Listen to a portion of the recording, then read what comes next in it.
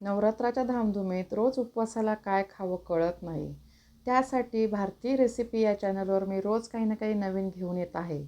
आज मी आणले आहे रताळ्यांपासून खमंग कुरकुरीत असे रताळ्याचे कटलेट्स. त्यासाठी मी रताळे हे बघा किती सुंदर आणि कुरकुरीत दिसत आहे. मी असे 1 पाव रताळे घेतले. त्यांची साल काढून अशी मोठ्या किसणीने मी छान असे किसून घेतले आहे. थोडा जाडसरच किस केला आहे.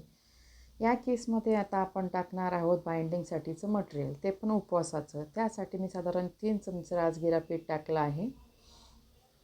राजगिरा पीठ मी तुम्हाला ही रेसिपी आधीच दाखवली आहे.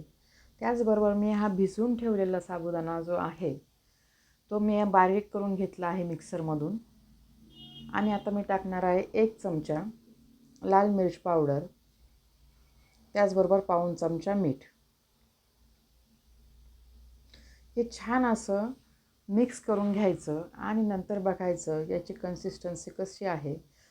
असं एकत्र होत नाही आहे, त्यामुळे आपण याला थोडं थोडं पाणी घालून साधारण 2 चमचे पाणी घालून याचा गोळा करून घेतला आहे. आणि अशा प्रकारे कटलेट बनवून घेतले. एकसारख्या साईजचे मस्त असे कटलेट बनवून घ्यायचे.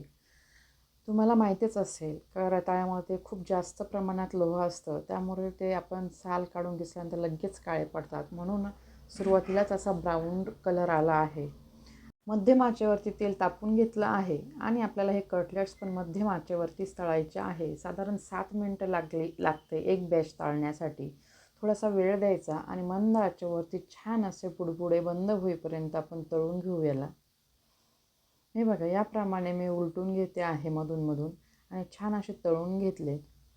याप्रमाणे तुम्ही हे कटलेट करून बघा आणि तुमची रेसिपी कशी बनली ते मला कमेंट बॉक्समध्ये नक्कीच सांगा.